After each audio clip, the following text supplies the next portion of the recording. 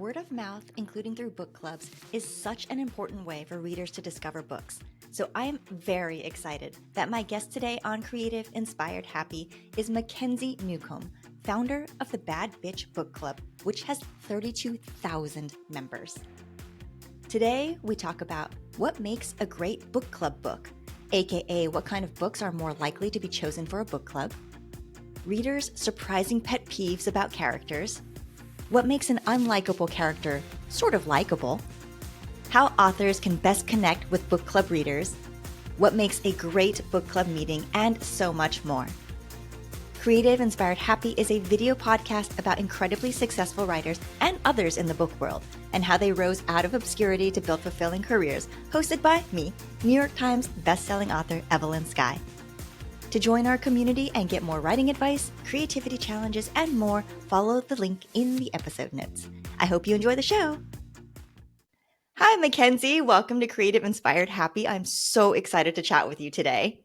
Hi, Evelyn. Thank you so much for having me. The pleasure is all mine. This is our first time having someone who started a book club on the show. Usually I'm interviewing other authors, but I love this idea of inviting other book adjacent people onto the show because as writers, we obviously would love to connect with readers. So I'm super curious. The Bad Bitch Book Club is such an amazing name. It's such a great concept. You started in 2018. I want to dig into your brain. Like, why did you start a book club? Why did you think, yeah, you know what? This is what I should do? So, the book club really has just been a series of events that led to what it is now. I was working in the gourmet food industry. I actually worked for the world's largest caviar supplier at the time in their marketing department as head of their celebrity and influencer partnerships. The company's called Petrosian. And they're very, very famous. So if anyone likes caviar, they know exactly what I'm talking about. But the thing about a 100-year-old company that brought caviar to Europe in the first place is things move very slowly. And so I had a lot of free time. And so at that time, it was right after the first Trump administration had begun. I was reading so many books, and I wanted someone to talk about them with me. And being such an online person, I'd had a blog since 2011. I started it my freshman year of college. I was used to just sharing the things I loved with people. And I was not an influencer. I just had a blog and I was just a regular person with a real job, if you will. So I started Bad Bitch Book Club just for my very small following, which was probably like 1,000 Instagram followers at the time, and maybe 2,000 blog subscribers. Uh, and people just kept inviting a friend and inviting a friend and inviting a friend. And at first it lived on Facebook groups, and just a Gmail, like copy and paste from a spreadsheet email list. I didn't even know how to make a email list. And people would vote on the books every month. And it was just fun. It was just fun. It was nothing. But we had 500 members going into 2019. Again, that's so many friends. Like this is just for my friends. And then in 2020, we hit 1,000 members January 2nd, 2020. And Wow. then yeah, I know, right? The timing is crazy. And then when the pandemic hit, people were looking for a source of online community. So we went from being a book club that met in Facebook groups on Threads to a book club that met on Zoom. And we started inviting authors. And we grew 600% during 2020 to have 6,000 members.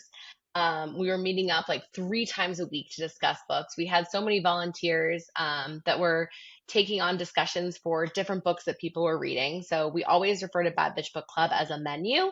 So you can look at the menu of our offerings and decide what suits you and what you want to attend. So if that's a meetup that discusses only celebrity memoirs, there's something for you. If you want to discuss romance novels, there's something for you. And we really offered that during the pandemic. During the heat of the pandemic, if you will. In 2021, as people started to get vaccinated, we started doing retreats, mainly our summer camp retreat for the people who had been chatting it up on the internet during the heat of the pandemic. We were each other's only friends, and we finally got to meet in real life, and that became a huge thing. But because of social media, we've been able to grow. We have 31,000 members now. Wow. And it's just been a friend of a friend of a friend of a friend of a friend. And thanks to TikTok, which rest in peace in advance, we were able to get so many people to join it. And in 2021, I had to quit my job working at that point in makeup. I did influencer strategy for brands like Revlon and L'Oreal and Fenty Beauty at that point. That I had to leave it to do this book club and have a full-time job being a book club. Wow. I mean, that's I just know. crazy and It's wonderful. crazy and wonderful.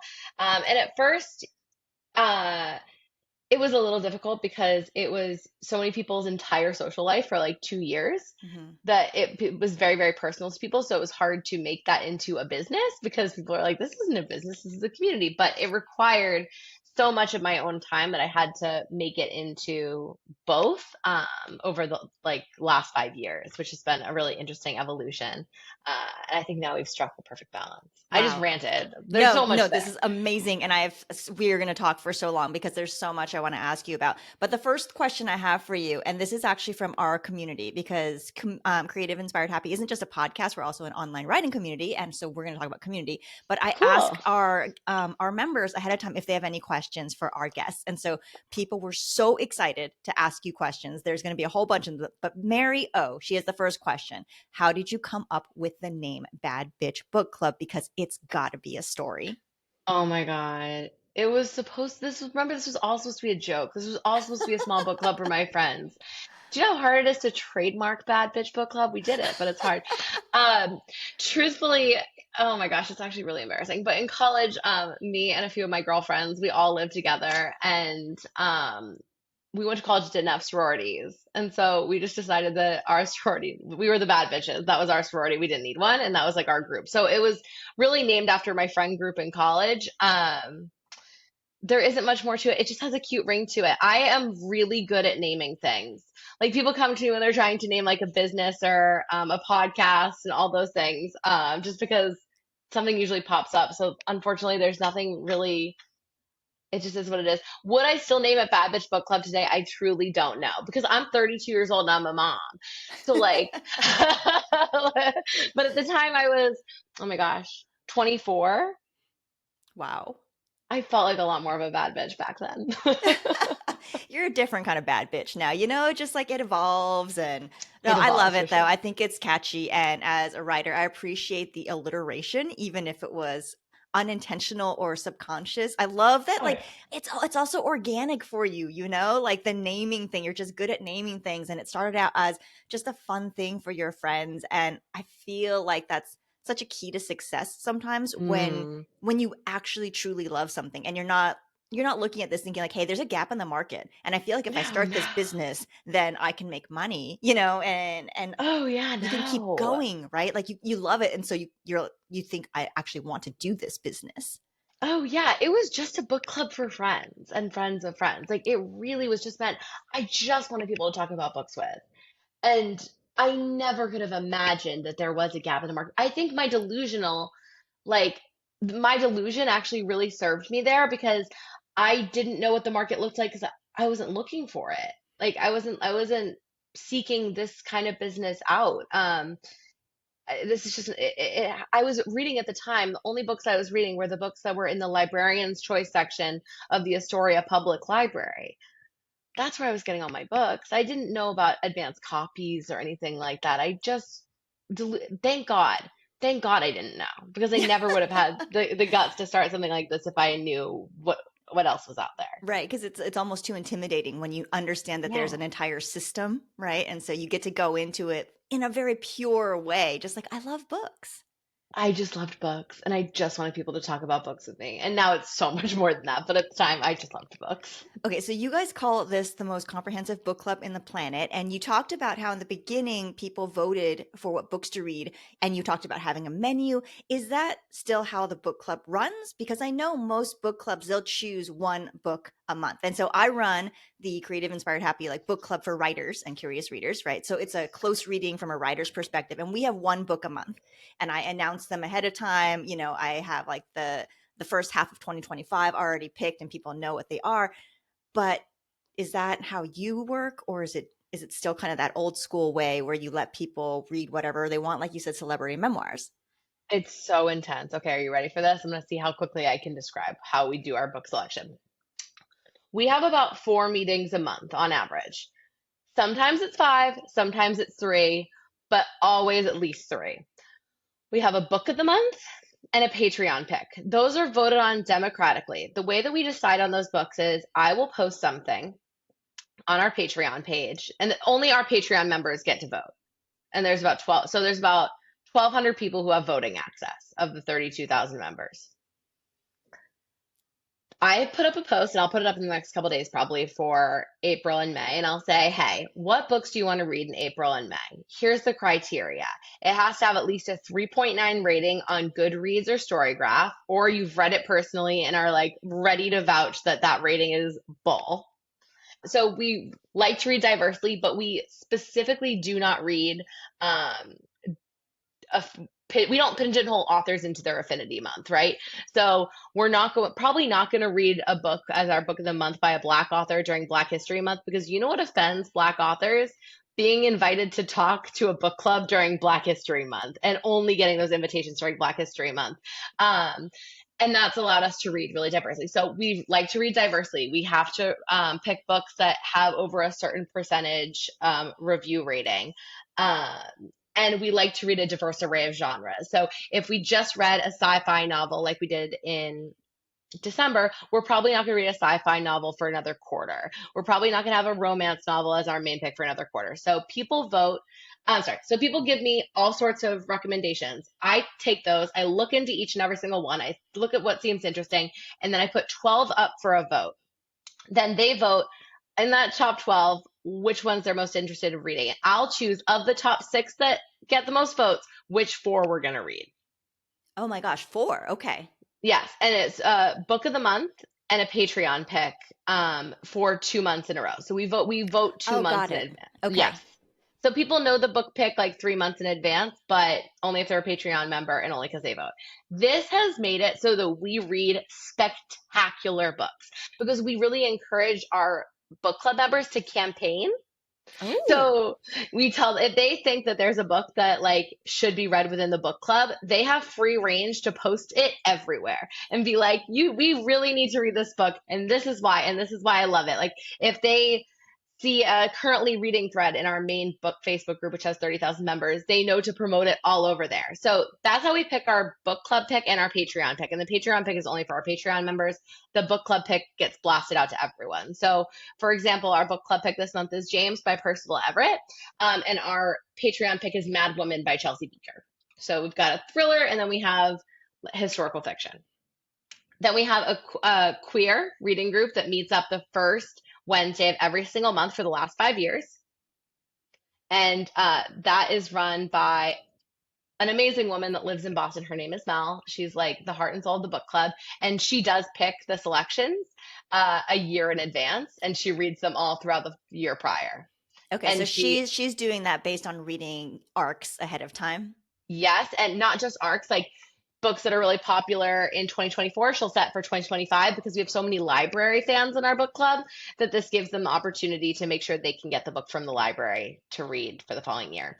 So that's every Wednesday. So we have our book of the month, our Patreon pick, and then we call it the house. We have our house pick. And then finally, we have seasonal reading groups based on genre. So, we have a romance meetup that happens every spring. It's called the Romance Challenge. It's 6 weeks, 6 romance novels. Oh, wow. And then you talk about them on Zoom. And this is run by someone other than me. This is run by 2 women, Brittany and Jordan, who've been doing it for 4 years. And so they will read a ton of advanced copies to pick what 6 romance novels they think are really hot for the spring. Some have come out the year before, some that come out this year, and then we'll read them. And we try and pick an array of indie, like self-pub, small like imprints, and then some heavy hitters. And then we have our thriller meeting group that meets up in the fall. We have a fantasy group that meets quarterly, a nonfiction group meets quarterly. So you get the idea, right? Yeah, that's amazing. I can see why it's also a full-time job for you. It's a full-time job for me, but I don't run those groups. They're run by other people. But managing them, my assistant does most of that. But like It's a lot. It's a lot. Yeah. And then, of course, we have retreats and we also have regional meetups because we have regional leadership all over the Oh country. my gosh, amazing. Okay, I definitely want to talk about that because that's in person. It's like a totally different thing. But first, since we're talking about book picks, we have a lot of questions from our community for you about what you think makes a great book club pick. Okay, so I probably won't be able to get through all their questions, but we'll start with Ariel B. She wants to know, as a reader, what are key storytelling points that would keep you engaged in a book? And like maybe also what are your pet peeves or turnoffs in terms of plot line or character development? Okay, pet peeve as far, okay. Thing that keeps us most interested and makes something a really good book club pick is a book that not everybody will like. So when you're writing, just remember that you should not be trying to please everyone because if you do, it'll be a really bad book club pick. There'll be no conversation, there will be no banter. Interesting. Yes. So don't worry about pleasing everyone because you'll be a really bad book club pick. Number two, um, to answer her question is something that really bothers us with career development. I'm sorry, with character development, something that really bothers us is characters that have a hyperfixation on something random. So we call it, in reference to Taylor Jenkins Reid's book, Maybe in Another Life, the cinnamon roll effect. Her character in that book, I don't even know her name, I don't remember, and we all loved this book, by the way, is obsessed with cinnamon rolls. It is a key part of her personality. She's always hunting for the best cinnamon roll. It comes up over and over and over again. I've seen it in other books where a character is obsessed with like Taylor Swift. It's really annoying when a character is super obsessed with one thing because it just makes them really like flat and Mm. kind of annoying. So we remember that book from 4 years ago only because of that one thing. However, I would like to point out that you're still talking about it. So Yes, maybe yes. We'll make fun of you. You can put it in, but we will make fun of you. no publicity is bad publicity. That's a good point. That's a good point. That's a very good point. But we like characters that may be seen as like unlikable. They just have to have something redeemable. Okay, see that's really interesting to me because I think there's a fine line when you're writing an unlikable character because it can be a little much. So this was not one of the questions that the community asked, but now I'm curious. Like, what do you think makes an unlikable character strangely likable or like okay to read versus like one that's not? I think the difference is when you're reading a character who shares their dark thoughts, but their dark thoughts are kind of relatable. Mm-hmm. So I think a perfect example, if, I don't know if you've read it, but Stone Cold Fox by Rachel Collar Croft. Um, it is about this woman who basically transforms herself into being the perfect wife for a rich man. She Mm-hmm. has a very dark past, and she was really like trained. She trained herself, and her mom really trained her to be this like ideal woman. And her thoughts are just so evil, but you're like, hmm, yeah, this would work. This is Interesting. work. This is a good strategy. Even though it's evil, you're probably speaking on behalf of many other evil geniuses. Yeah. I think that that's probably like if someone's unlikable, but they also like touch on things that you kind of feel about yourself, I think that Mm-hmm. they can be more Mm-hmm. likable as well. Yeah, or maybe make you think about if I were just slightly less moral, would I actually do this thing? Yes, yes. Yeah. Interesting. Okay, so Karen has a question for you. What type of character development arc do you look for, or like what kind of protagonist do you enjoy following? Which maybe we kind of already answered. So, like, if you want to skip that, we can skip that one. Yeah. Well, me personally, I just like women getting into trouble. It's on theme. Yeah, exactly. Okay, and then Christine C, this is the last question for you about the types of books. In selecting books for your bad bitches, is humor a big factor for that you look for powerful emotions, or do you balance that kind of thing? I actually love humor in books. That is something that I do look for. I think it has to come natural, right? Because not everyone's funny, and that's okay. I'm not funny. I just have a good sense of humor. I just read a book called Sister Snake by Amanda Lee Coe, and like she was hilarious. And I think that that will be something that makes that book much more memorable. Because if I laugh and cry at a book, I'll give it 5 stars. Yeah. Oh, lovely. I think 5 stars are really hard to hit. As authors, we five stars to us means like, oh, good, like we did our job and they love this book as much as we love them, love it. And four stars hurts us. And it's really funny I because I know for know. readers, four stars is like, hey, this is a really great book. And five is just kind of like, it's the rare thing. It's the rare perfect book. And authors, like, we're so sensitive, which is why I always tell other writers, just don't look at your reviews, because even a 3-star rating for most people is like, I enjoyed that, you know?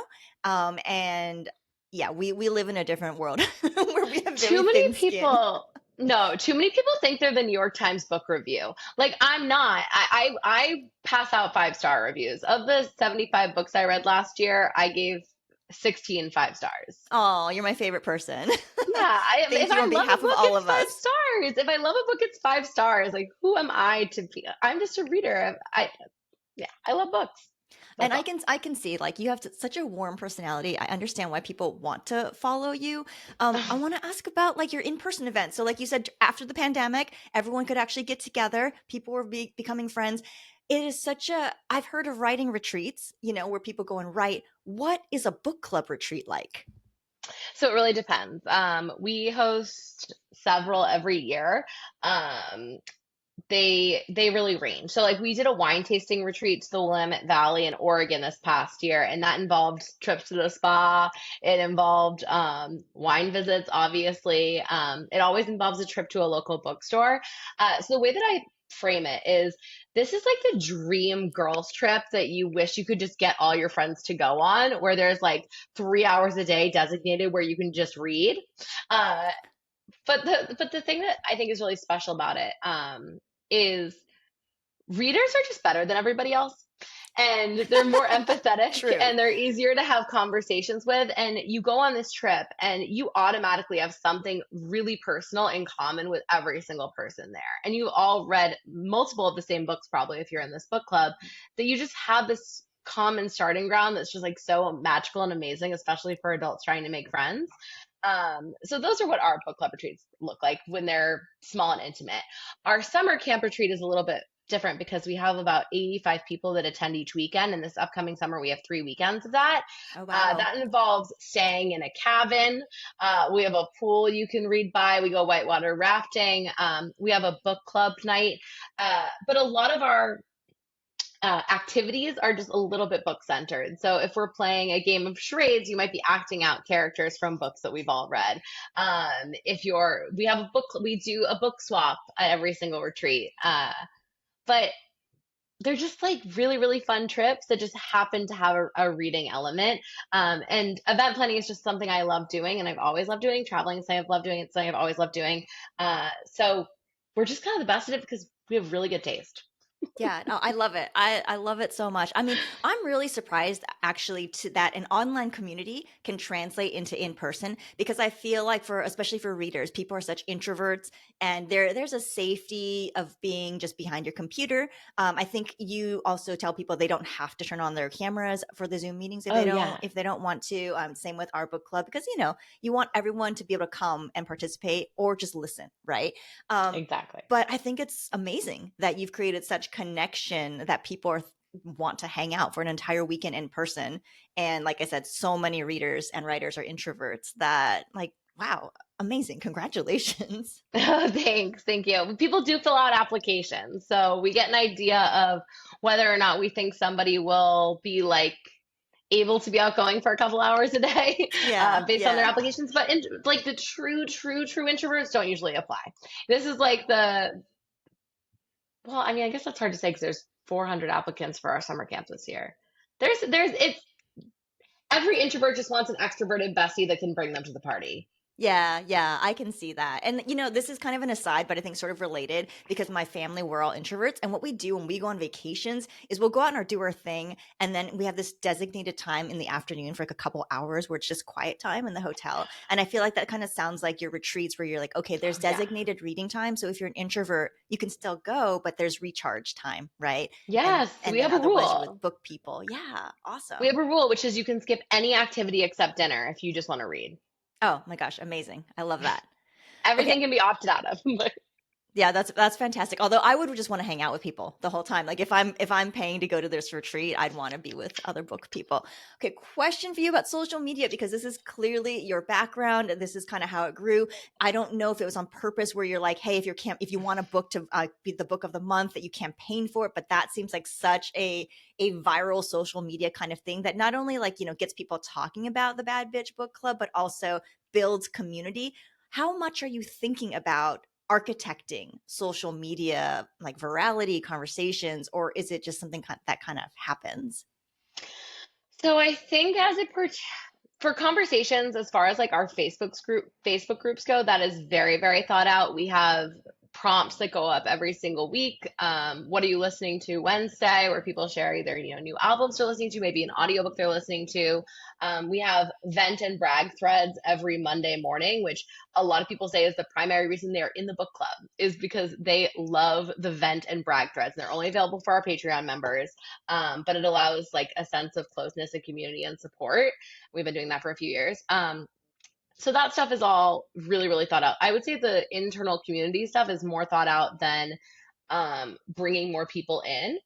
I think that a slow and steady method is much better for us just to keep the community safe and secure.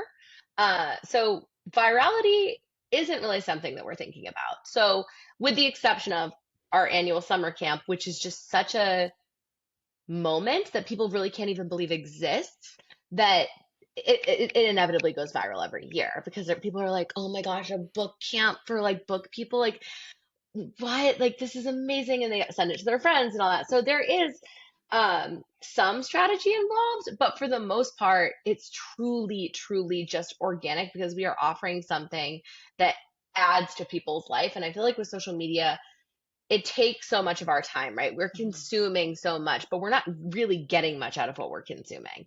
And with the book club, people are really getting a lot out of what they're consuming. And so they're inviting a friend. And all Yeah. you need is one friend to invite, to invite, to invite.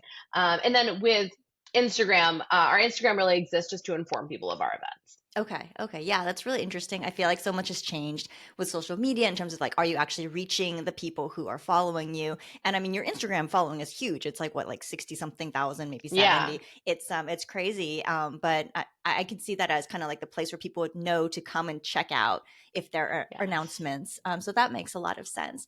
I want to go back to something I forgot to ask you about. You mentioned bringing authors to the book club, and I'm curious about how that works because we are such sensitive souls, us writers. So, how do you encourage a robust, like, true discussion among your readers, but also kind of balance that with making sure that, like, no one hurts the Oh my delicate God, author's feelings?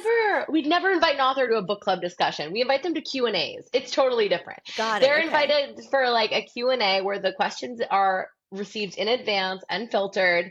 And we always say when an author comes to visit that this isn't a book club discussion, that we are cheerleaders. And even if you did not love the book, that's between you and your Storygraph or Goodreads account. Like that's not the place. We have very strict high vibes, no anonymous users rules when an author comes to visit us. Just positive energy. We sometimes leave like 15 minutes at the end of an author discussion without the author to discuss the book a little bit. But they're separate things. We would never invite an author to a book club discussion of their own book. It's like, oh my Because God, I'm so scared. no, because there's inevitably going to be somebody who doesn't like it. Even for Yeah. books that I'm like, there's no way anyone's going to not like this book. There's always someone. There's always someone. Yeah, and I Uh, mean, my experience with book clubs is that like people they love talking and thinking about the book, so they might actually love the book, but they're still going to have like little insights that might seem like criticisms, but it doesn't mean you don't like the book. yeah, of course. Yeah, but we would never invite an author to discuss their book Okay, just so for quite Q&As. yeah, no, that's fantastic. So like what in your opinion, what is the best way or a good way for authors to reach readers because like you have readers suggesting books that they would like the club to read. How do readers discover books? I think right now people are discovering books through small social media accounts.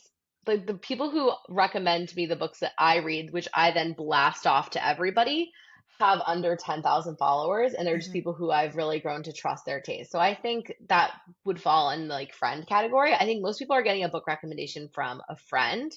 Um, but it's kind of one of those things that it just has to hit the right person for it to blast off. I do think that sometimes these major book clubs have a huge impact on a book's reach, mostly Read with Jenna, honestly, at this point.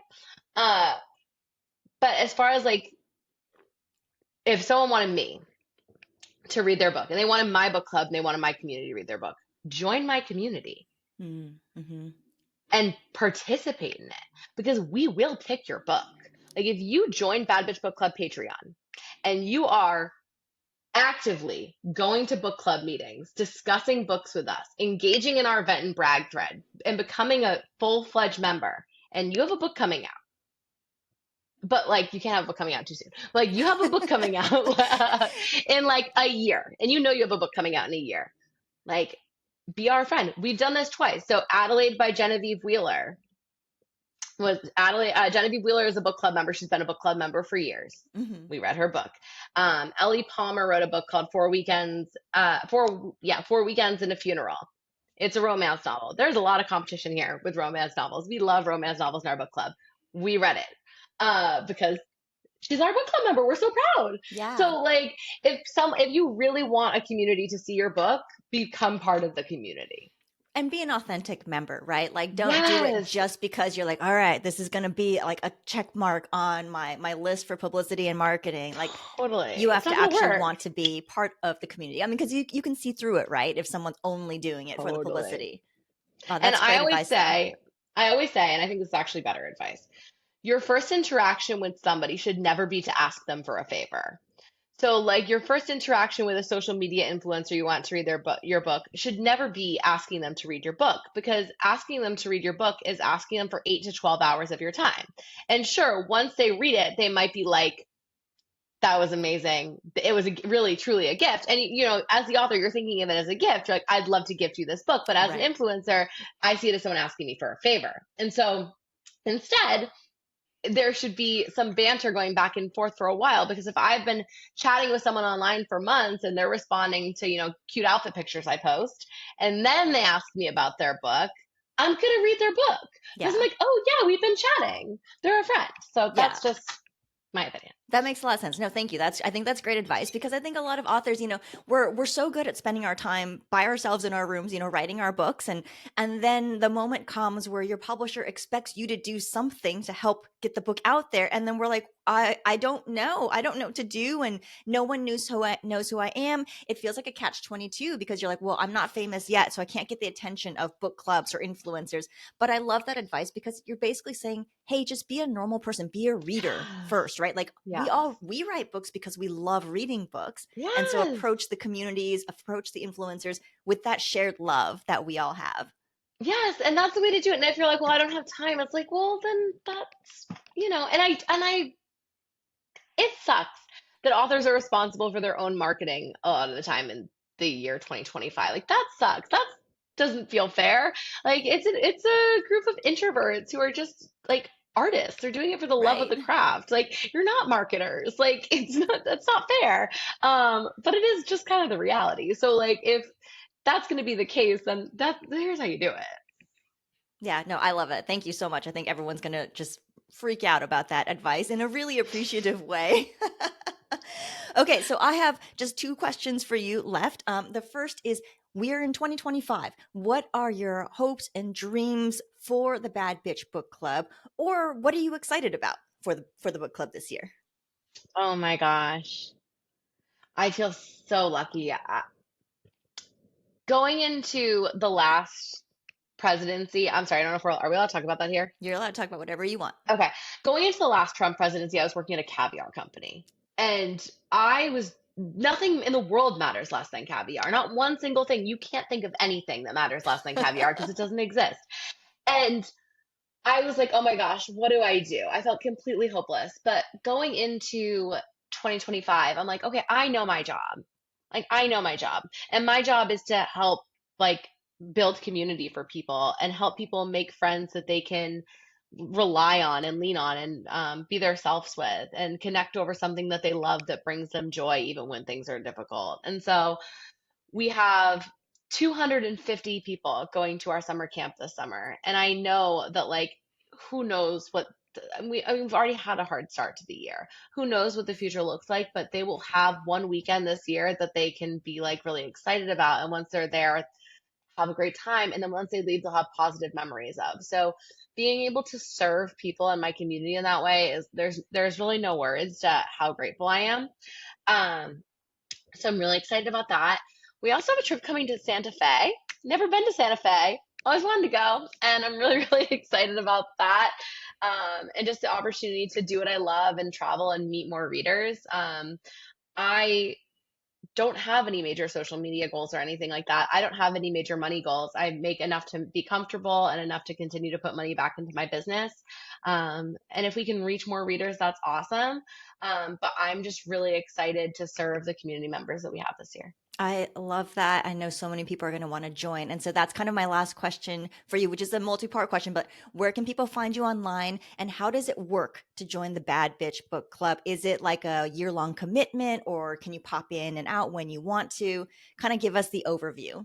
Absolutely. So you can find me as an individual at Mac and Style, like back in style, but with an M. And I post my personal reviews and everything like that there.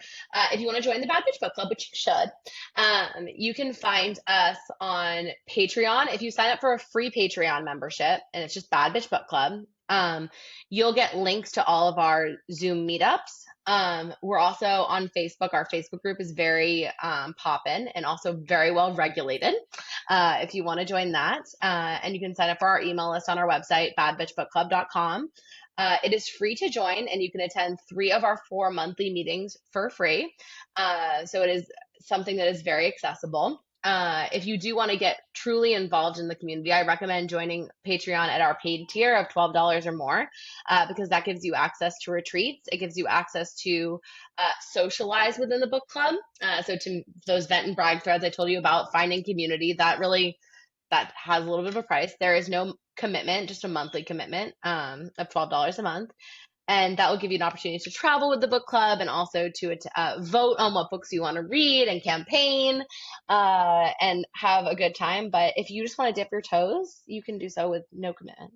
I love it. I will include all of that in the episode notes for anyone who's just watching or listening and they want to find those links. Thank you so much for being on the show. This has been so fun and I've learned so much. Oh, yay. Evelyn, thank you so much for having me. Sorry for crying at the end. But Oh, it's amazing. Amazing. Happy New Year, Mackenzie. Happy New Year to you too. Thank you so much. Bye. Want more writing advice and career insight? Join thousands for free at creativeinspiredhappy.com to go behind the scenes with best-selling authors and get access to our book club for writers, creativity challenges, and more. I can't wait to see you there.